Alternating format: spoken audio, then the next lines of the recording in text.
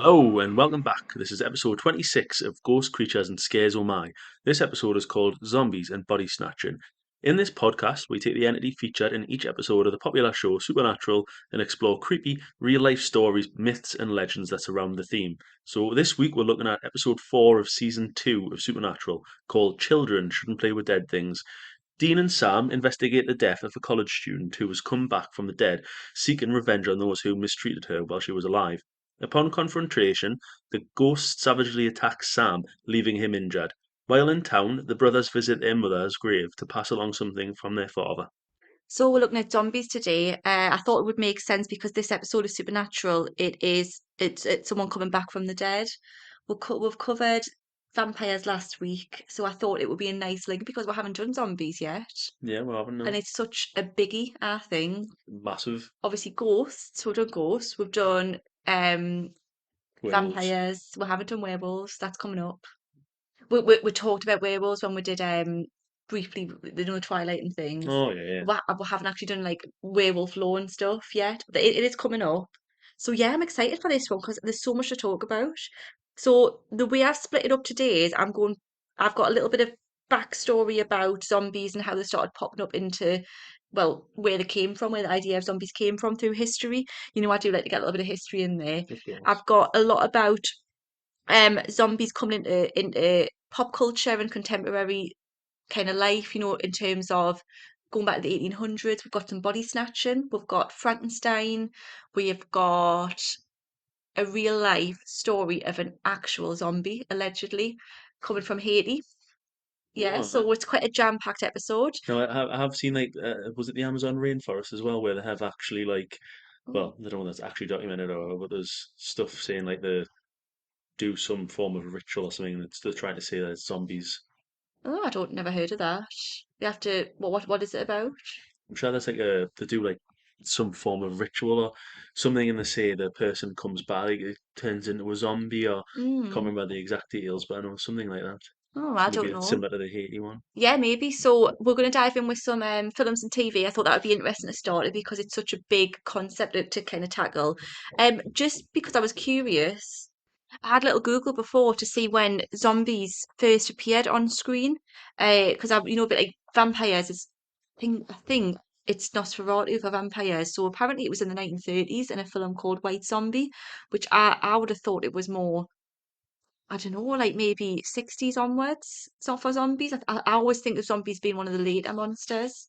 Yeah, You know what it's I become a mean? lot more popular recently, hasn't it? Yeah, massively, which we'll get into. But maybe if you think maybe it did start with Frankenstein in the 1800s, and I suppose so it would make sense for it to have evolved.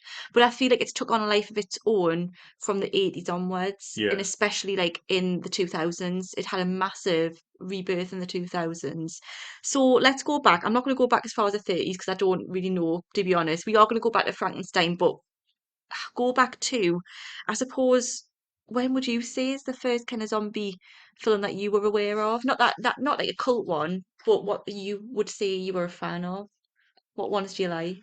Dawn of the Dead, Shaun of the Dead, obviously. I haven't seen Dawn of Um, the Dead. I love Shaun of the Dead. Dawn of the Dead's a bit older. Obviously, Obviously, it's a Shaun of the parody, Dead was isn't a bit it? of a parody Yeah. of it. Then I seen Then another you've got one. World War Z, I love. Zombieland. Don't like Zombieland. I'm a big fan of the first one. The second one was a little bit naff. Can't get away with it because of Jesse him. I Eisenberg. don't like him. So he's just ugh. I used to like him in Zombieland. Nah, not for me. Plus, Woody Harrelson's in it and he makes it. Love Woody Harrelson. I love World War Z, and people are probably rolling their eyes, being like, "Oh, that's not like I don't know." People would probably say 28 Days Later or something really like They're cultish. doing another one of those 28 days later. I think it's because they did 28 days, Yeah. 28 weeks. Maybe Yes. it's 28 Uh-huh. months. But I just love World War Z. I think it's a really creepy one, and I love I Am Legend. So I think I'm quoting the two biggest blockbuster kind of basic ones. I probably am a basic zombie person because I don't really know much about it, whereas maybe vampires. But I can't really say I'm not basic with vampires either. I'm quoting Twilight and World War Z, but it entertains me. Yeah, it's different levels of zombies, though, isn't there? Because you've got zombies. I mean, I'm gonna say the best zombie ever is got to be Walking Dead. You couldn't say it isn't really. Yeah, if there was a zombie apocalypse actually happened, It's you would so hope it would be the realistic. Walking Dead zombies. I mean, Oh, You would yeah, because of the slow, the the thingy. slow. Like I mean, in the Once war. they I get, mean, this is why yeah, I stopped watching The Walking Dead because it just became that the zombies weren't the bad people anymore. well, that would They happen. were just a thing. Well, that would happen. That's more That wouldn't happen realistic. if it was more like World War Z, where the sprinters. But that's yeah, but that's more realistic. That it would actually be humans who would start being lawless and Well, I mean, that's realistic, but yeah. the zombies. I mean, depending on which type you got, Well, yeah, you'd rather have Walking Dead ones if you had to pick, but they're still horrifying. But World War Z, where they're just rabid, kind of super sprinting strength. at you and Yeah, that, it's climbing up horrible. walls and stuff. Yeah, But that's horrible. let's go to Walking Dead because I think we'll have to mention that because it was such a huge, big, epic thing, wasn't it, when it hit screens? Because it was kind of like the dawn of. I think Lost did it, but it's when TV went from being just TV to parallel, almost on par with films. You know what I mean? These TV actors became as famous as film actors, I would say. Yeah. Do you not think it was epic? Oh, Walking Dead was brilliant. And Yeah, like if when it it, first it gave started. birth to stuff like I suppose maybe Breaking Bad and Game of Thrones and that. I don't know. I think Friends was probably the first big one. Oh, Friends is a bloody sitcom. Do you know what I mean? Yeah, but there was the first one where they were literally the No. level of movie stars and that. Yeah, oh, okay. And then Sorry. Supernatural Yeah. was before The Walking Dead as well. Was it? Yeah, Really? had 15 seasons. I don't think that's right. I'm pretty sure that's right. Are you Yeah, sure? 100%. Pause this. I'm gonna Google it. So we Googled, and of course, I was right. I was wrong. 2005 Supernatural and 2010 for Walking Dead. A good Right, 5 years. okay. I didn't say TV was invented, but do you not think like there was TV programs, but no one was like, "Oh, you're watching Supernatural on Friday night." Well, Walking Loads of people Dead. were. I certainly was. Yeah, but oh, you know what I'm saying? It was like a huge, like everyone was watching it. It was like a cult, like everyone was obsessed with it. You know what I'm saying? I know Anyway, what you mean. I know it what was you mean. great. It was Yeah, it great. And was really good. similarly, I think I would say The Last of Us is had a bit of that kind of popularity as well, but Aye, very it's got a different, isn't massive it? following from the games as well to begin with. Well, I've got no idea about games, but I think it's great. Yeah, it's very. I think it's great, I mean, we've all got to love and Joel, haven't everyone we? loves him, don't they? Oh yeah. I've got a lot of love for Ellie. I think the actor who plays Ellie, I think they're fantastic, and they're so good at what they do. And I don't have got no idea about the games, but because it's a funny one, isn't it? The zombies and that they're kind of like fungi. Well, yeah, it's the whole thing behind it, isn't it? That it's like Mm, it's not so much a virus as it is. yeah, Can't think what the word is. it's like they're like fungi. Yeah, Yeah. like an infection or something. Mm-hmm. And like they all cuddle together. There's not much room when they all get together and the Oh, you feel terrible about yourself for that one. Shocking no, but behaviour. that's quite scary as well because they are just I think the zombies are so dehumanized. It's a bit like the clowns. That's why it's just all kind of I mean I Am Legend where they've just got all they become wild rabid animals. It's like rabies, isn't it? A lot of the idea behind it is that it would be And rabies. in a lot of films and stuff, they use like rabies as a sort of a precursor to what turns them into zombies, isn't it? Well, it's like the human version of rabies. You lose all kind of your sense, and you're just wild and it's evolved so that as soon as you bite someone, you're passing this virus on because the virus like it obviously infects as many people as they can, which takes us to everyone settle in, buckle up, and put your tinfoil hats on for Amy's conspiracies. I think, and now I heard someone say this, which is how all conspiracy theories start. Apparently, there is a theory that the powers that be, the government, the Illuminati, whoever the reptiles, they are putting all of these kind of shows into the popular culture because they're kind of like getting us used to the idea of this actually happening. So you know how there was a lot of there's been loads of films and shows about plagues and like quarantine and that kind of stuff and zombies and stuff. It's because they think that one day soon in our kind of living when we're this generation's alive, there will be a bio warfare or some kind of So you think like zombies are going to COVID. be real? I don't know about zombies, but there's going to be something where that I don't know if I believe this, but they're kind of getting you softened up and used to the idea that this could happen and what you have to do to protect yourself, like prepping, getting as much equipment as you can, that I kind of think thing. these films have been around for a long time and they have. I don't think they're being put out there by secret powers. Well, you never know. We don't know, do you? Well, you're right. I don't. I don't. Mhm. Could very well be, but I don't think. I don't Okay. think so. Well, I don't either. I'm not an idiot, but I do. Well, that's the jury's out on that one. But I do. I like discussing conspiracy theories. I think it is interesting. I think that is a really good slant on it. That is kind of getting used to, like especially if you think back to the theory is, going back in the past, a lot of the films and books and things were all glorifying warfare because they wanted people to join up to the army. So now it's putting what's going to happen into the conscious before it happens, so it doesn't come as such a shock. I don't know. Nah, Yeah, nah, I don't think I they'd be don't that see nice, there would being they? a zombie. Nah, I don't think They they wouldn't would. give us any clues No. about how to protect ourselves. Yeah, they just die. Let war be But butchered. yeah, so let's dive in then. I thought, well, before we start hearing some real life stories, let's go with the history of zombies and how they evolved because we've had a good waffle on about zombie films and things. So, the history of zombies, I took this from thehistorychannel.com. So, a zombie, according to pop culture and folklore, is usually either a reawakened corpse with a ravenous appetite or someone who's been bitten by another zombie and then infected with a zombie kind of virus. Zombies are usually portrayed as strong but robotic beings with rotting flesh. Their only mission is to feed. They typically don't have conversations, although some may grunt a little. The ancient Greeks may have been the first civilization terrorized by a fear of the undead. Archaeologists have unearthed many ancient graves which contain skeletons pinned down by rocks and other heavy objects, assumedly to prevent the dead bodies from reanimating. Was it not just because they didn't want them to get disturbed? Maybe, yeah. Yeah, I don't know if you can leap to that. I Maybe don't it wasn't know. zombies. Maybe it was like vampires. Maybe it was buried alive. Yeah. I don't know. I don't think I was just trying Maybe to a keep them rock in just fell play. on them. Yeah, who knows? But yeah, but maybe it was. We like to think the Greeks were terrified about these bodies coming back to life. Zombie folklore has been around for centuries in Haiti, possibly originating in the 17th century when West African slaves were brought to work on Haiti's sugarcane plantations. So this is interesting. Like, listen to this. I think this is really fascinating. So the link between Haiti and slavery and zombies. So brutal conditions left the slaves longing for freedom. According to some reports, the life, or rather afterlife, of a zombie represented the horrific plight of slavery. So the idea that because it's so prevalent in Haitian culture, it's because they were taken from, their lives, families, you know, communities, transported over into brutal conditions and just they were like the living dead. Yeah. And it was like a fate worse than death. They were like living dead. They had no kind of not nothing of their own anymore. It was all taken from them. I thought that was really interesting and really, really unsettling actually and sad. Yeah, I very. Voodoo, sometimes spelled, well, it's I would spell it with two O's on either Four O's. end. No, yeah, two O's on either end. I said so. Voodoo. Yeah. Uh-huh.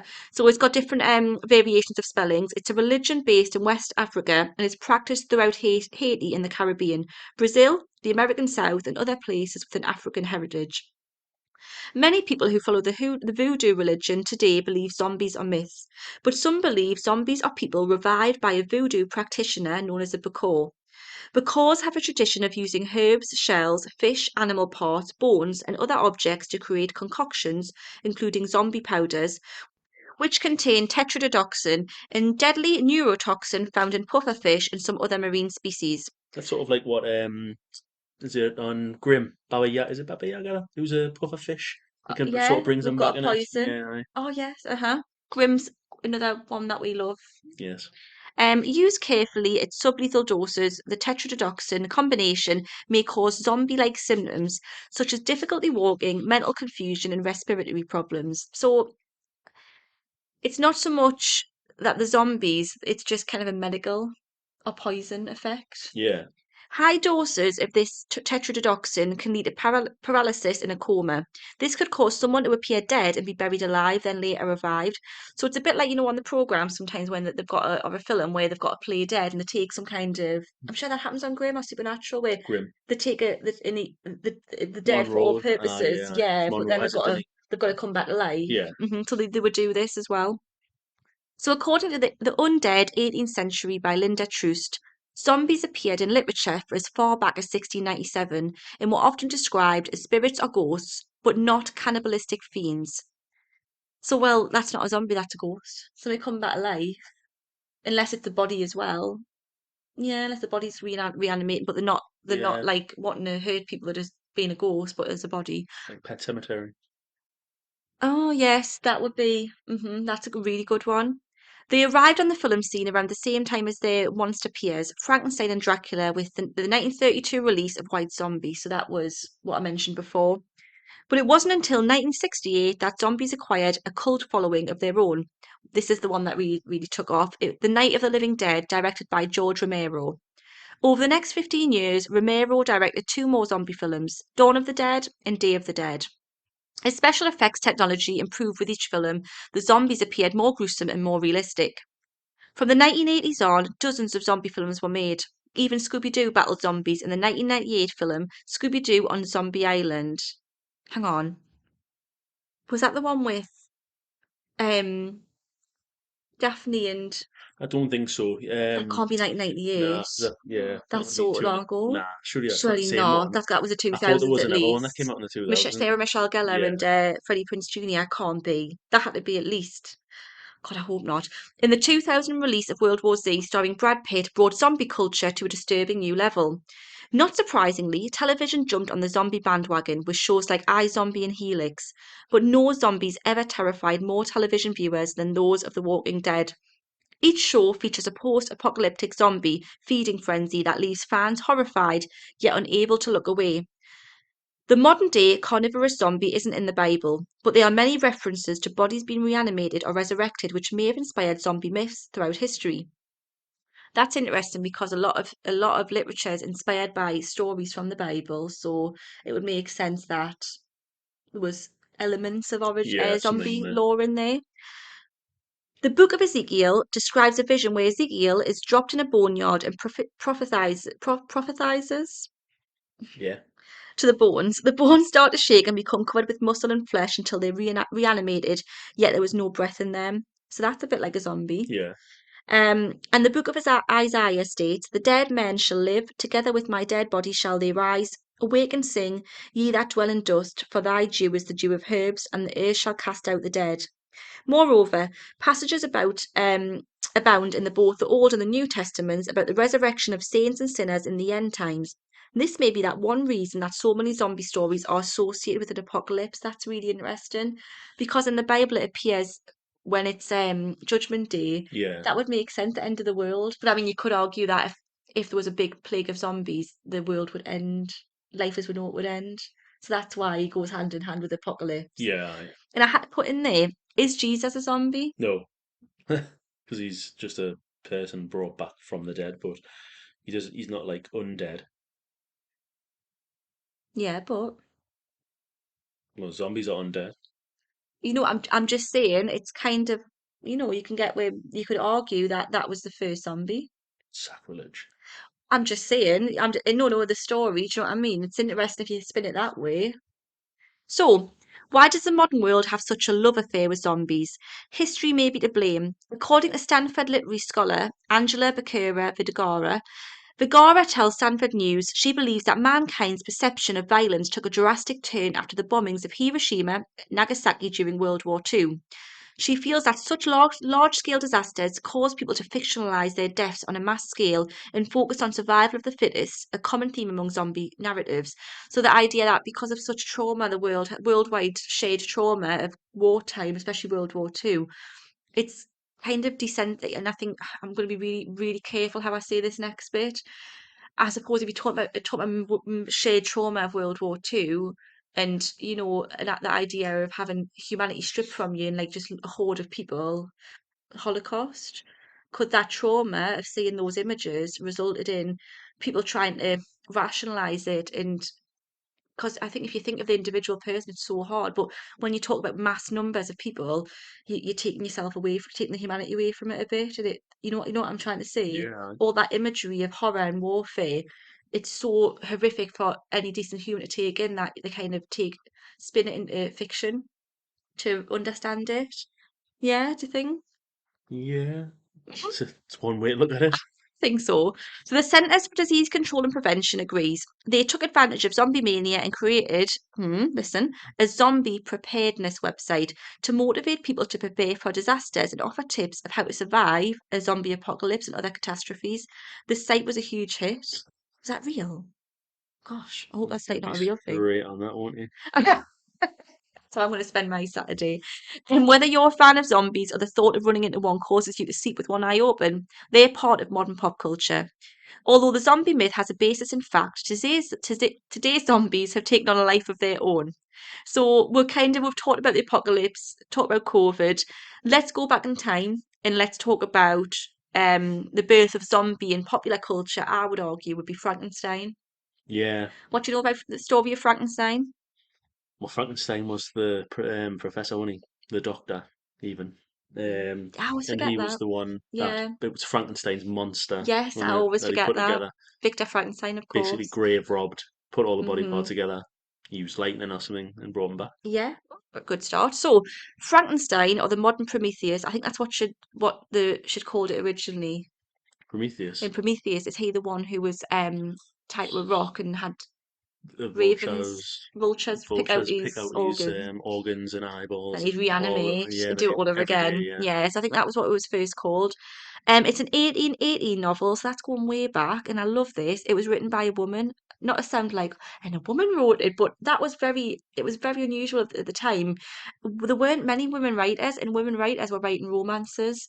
They weren't writing horror, sci-fi. It was absolutely groundbreaking. It was written by English author Mary Shelley. So Frankenstein tells the story of Victor Frankenstein, a young scientist who creates a sapient creature in an unorthodox scientific experiment. Shelley started writing the story when she was only 18 years old, and the first edition was published anonymously in London on the 1st of January in 1818 when she was 20. Her name first appeared in the second edition, which was published in Paris in 1821.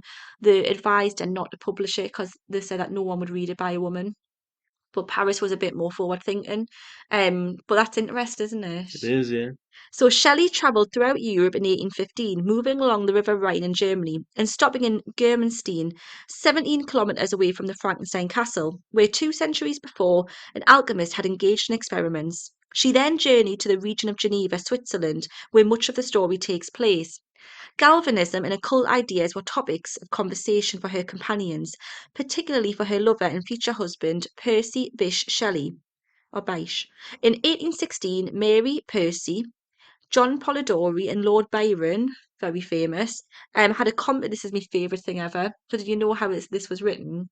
no, So there's four of them gathered and they had a competition to see who could write the best horror story.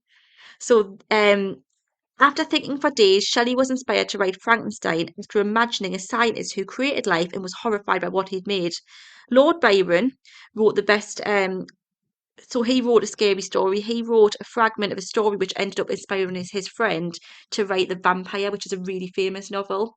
Her future husband didn't have much luck, didn't really come up with anything. But I think that's so interesting, that is good. isn't it? Like It it's is. story writing competition.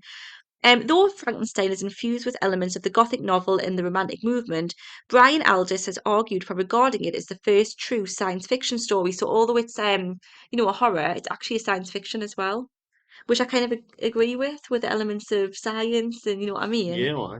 Um, Aldous states that the central character makes a deliberate decision and turns to modern experiments in the laboratory to achieve fantastic results. The novel has had a considerable influence on literature and on popular culture. It has spawned a complete genre of horror stories, films, and plays. Since the publication of the novel, the name Frankenstein has often been used, mistakenly, to refer to the monster, like you've just said, but it's actually his creator, who's called Frankenstein. Yeah. So, misunderstood monster. Let's move on. So, let's focus now on the theme of body snatching in Mary Shelley's novel. Protagonist Victor Frankenstein, who was a teenager at the time, spent over 2 years observing the natural decay and corruption of the human body. Unlike most medical professionals today who use donated cadavers to conduct experiments, Victor dug up decomposing bodies from a graveyard. He then fused the salvageable body parts together to form his creation. So there's a big fascination in Victorian times with the idea of the dead bodies, and these. We've just started watching the Artful Dodger, haven't we? And these viewing galleries where they would gather in these big towering kind of they'd watch scientific experiments. Yeah. A lot of prisoners were bodies were used, and some turned the hand at grave robbing. So when I say grave robbing, who do you think of? Well, Victor Frankenstein. Yeah, um, real life. Do a bit of uh, crossover and a bit of true crime now. I'm sure we watched something We not long did. ago now. Burke and Hare. Yeah, So Burke and Hare, William Burke and William Hare, we watched a really good, it was called Law. It was a little mini series, and it was basically, it was a bit silly because the way they did it was every person had a price on the head. So you know that was the one where they would see a person, and if they were riddled with syphilis or something, they'd be like, oh, okay, they're worth about a few pence. aye. But people who were on good health, they would sell it to the doctors because the doctors could really understand the human body more. So different bodies that you could find, depending on the health and the how to, I think, to decompose the one worth more. I think, was it not Emma Uh, J. Scanlon who was in that? Who we like at the minute? Shane from, and he's in Kin as well. I'm sure he was one of Maybe them. I. It was with Do you know who it was with? It was on that Angels. Do you know the thing with Martin Sheen and Yes, it was on that as well. yeah, is it Angels, Angels and Demons? Is that what it's called? Good Good Omens. Omens. It That's was it. on that, That's it. yeah. Aye, and the Go Eye It and wasn't Burke and Hare, but that was inspired by Burke and Hare, yeah, yeah. aye. So let's dive in then. So William Burke and William Hare were a pair of infamous murderers for profit, sorry, who killed their victims and sold the corpses to an anatomist for purposes of scientific dissection in the early 1800s. So it was a cold November evening in 1827. An Irish labourer turned landlord, William Hay, had a problem. His lodger, a name by the man of Donald, had just died of dropsy shortly before receiving his quarterly army pension. Donald owed Hay £4 in back rent, the equivalent of nearly £300 today. Furious at Donald's inconsiderate inability to stay alive long enough to pay his way, Hay lamented his lot to his friend and fellow Irishman, William Burke. It wasn't long before they came up with a solution. Why not sell Donald's body? There was money to be made from dead bodies in the Edinburgh of the 1820s. The city had become a leading European centre for the study of medicine, and the city's surgeons needed a constant supply of corpses to satisfy student demands for anatomical dissections. Oh, I said that without stuttering. Well done, me. The surgeons paid well, £10 in the winter when bodies could be kept in a decent state of preservation for weeks, and £7 in the summer. The demand was so high and the money was so good that the city was plagued by grave robbers, the so-called resurrection men, who dug up fresh corpses from Edinburgh's graveyards to sell to the surgeons.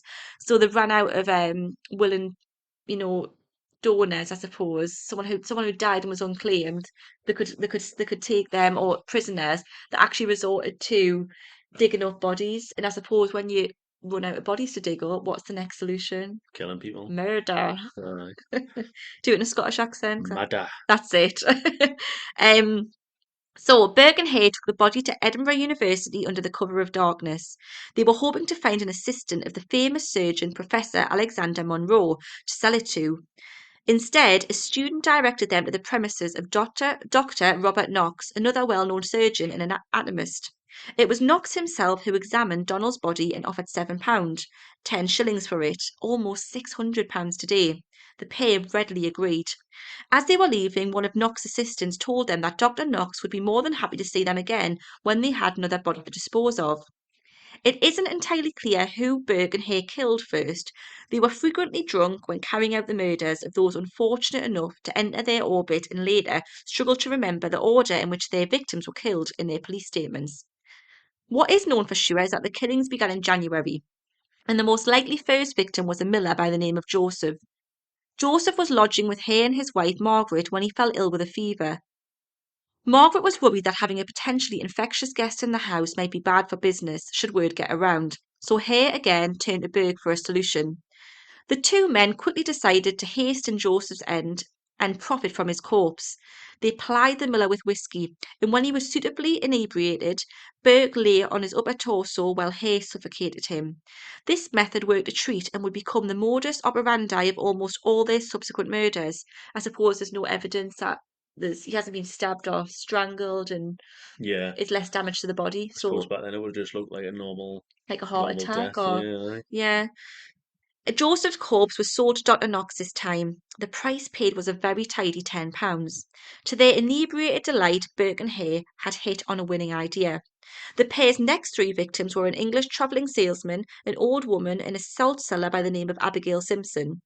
The Englishman fell ill with jaundice while lodging at the Hare's house. Margaret again worried that illness might do to the reputation of her business, so Burke and Hare murdered him and sold his body to Dr. Knox. Abigail Simpson became the first victim to be lured to her death. A pensioner from the nearby village of Gilmerton, Simpson regularly came into Edinburgh to sell salt. This is where it takes a turn because I'm not like justifying it, but a lot of these people were very poorly and it's terrible what they did, but it gets worse and more depraved, doesn't it? Which these Yeah. things often do. Probably get more panicked for money, don't they? Yeah, and also lose a sense of morals, I would suspect. Um, so they plied her with drink, and then Burke and Hare murdered her and sold her corpse. An old woman whose name is unknown suffered a similar fate.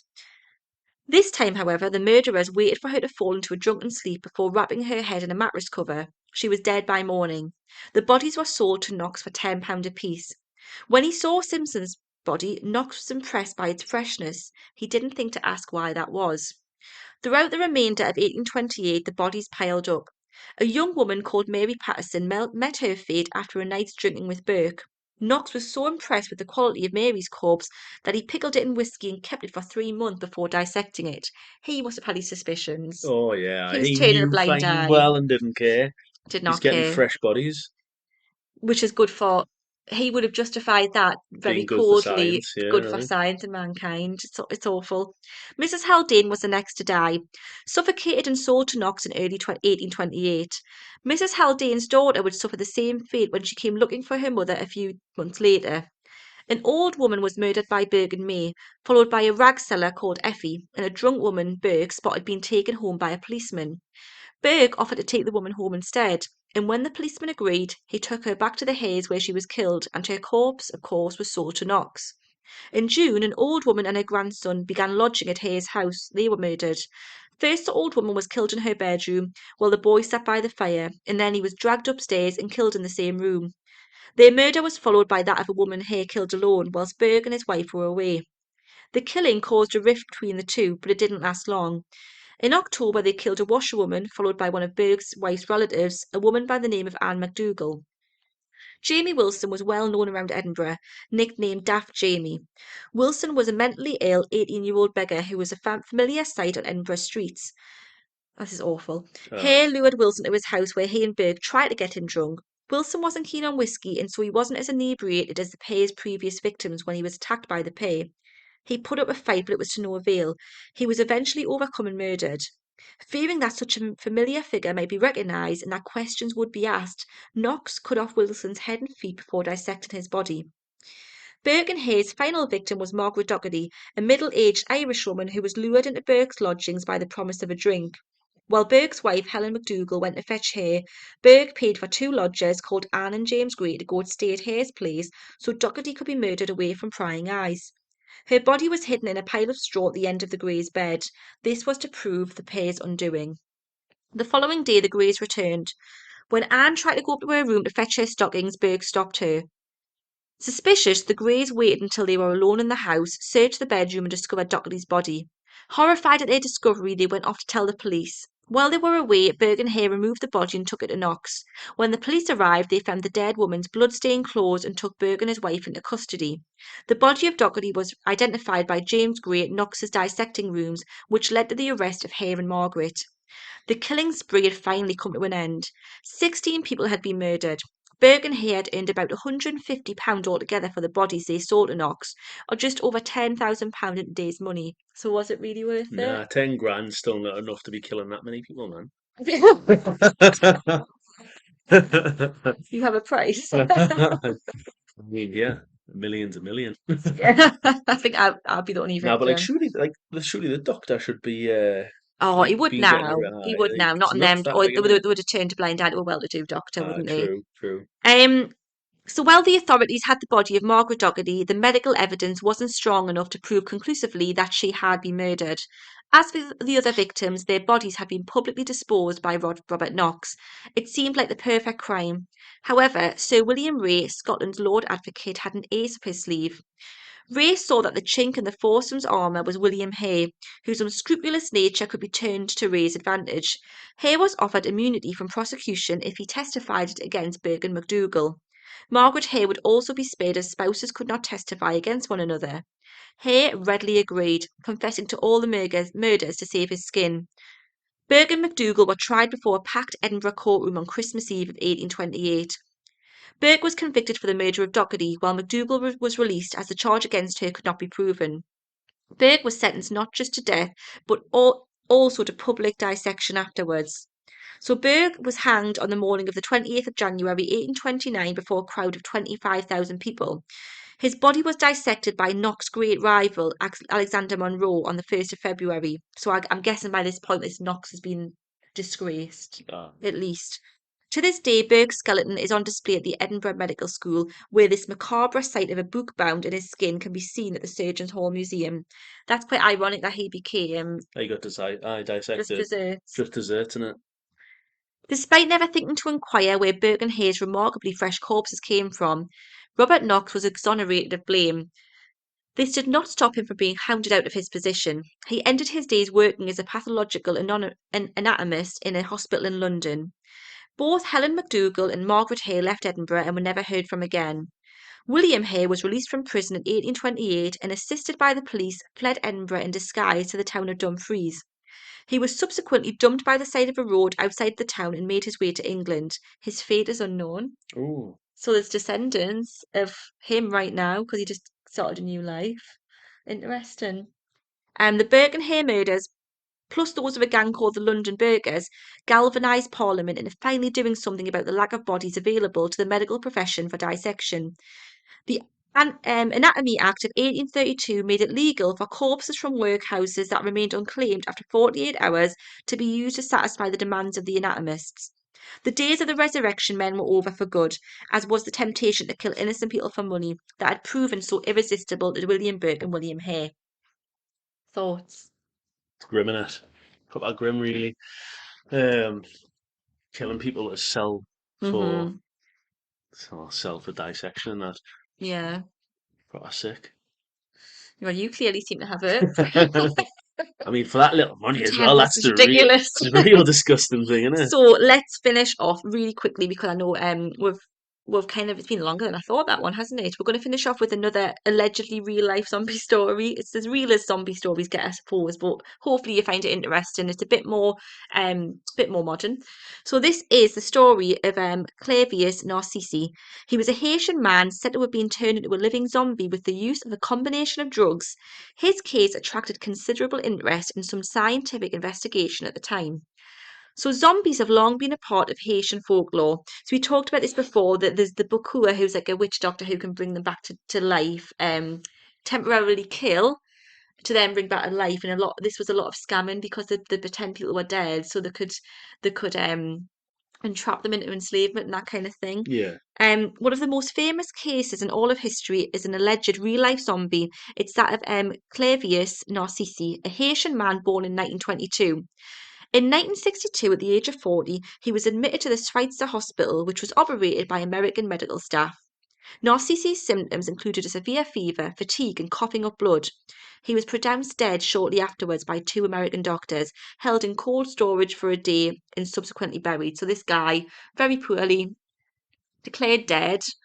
He's held actually in a morgue facility for 2 days before being buried. He's dead, you would think. Oh, yeah.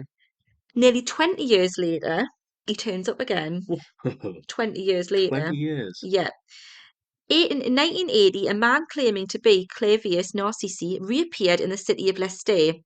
He basically came to his sister, who was absolutely horrified, and she was like, "We buried you 20 years ago. What on earth?" Um, his sister, who in other villagers, by using a childhood nickname and sharing intimate information about their family that only family members would know, it was definitely him, because there was talk at first, because 20 years had passed, and he'd had a bit of a hard time in that time, that it was a different person, but he managed to prove himself that it was actually this guy. According to Narcisse, he had been paralysed by a voodoo priest to make him appear dead. He'd been conscious but immobile during his burial. The Bokua priest had then exhumed him, drugged him, enslaved him, and forced him to work on a sugar plantation. He alleged that he'd been made to consume a paste, which effectively rendered him unable to think for himself and caused memory loss. So he's been drugged over these 20 years Yeah. to work as a slave on a plantation. He said he was forced to work on the plantation alongside other workers who had also been drugged. When the voodoo priest died and the regular medicating ceased, Narcisse escaped, eventually returning home to his family. The villagers believed his story, and thus he was considered to be a living zombie. There were even photographs of him sitting on top of his own tombstone, from which he had allegedly been exhumed decades prior. In the years following, several doctors and scientists investigated the case.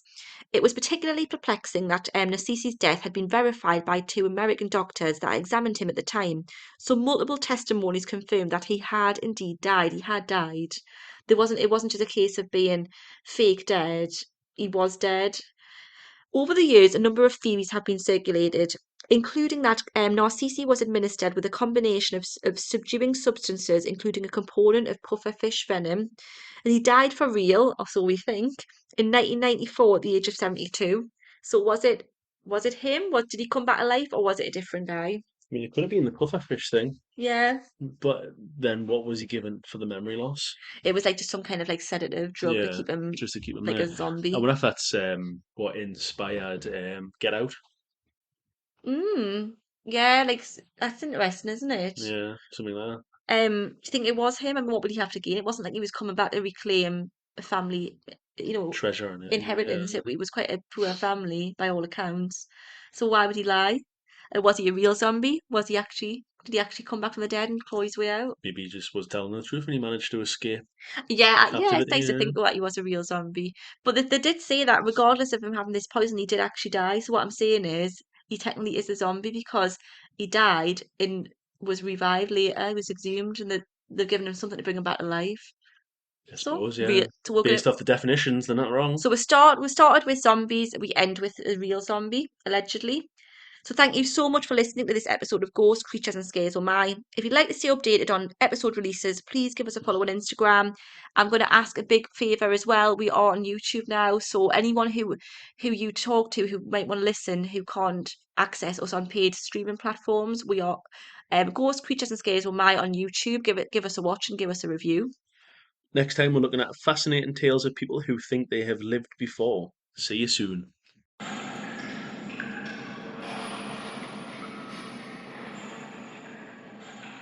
Hello and welcome back. This is episode 26 of Ghost Creatures and Scares Oh My.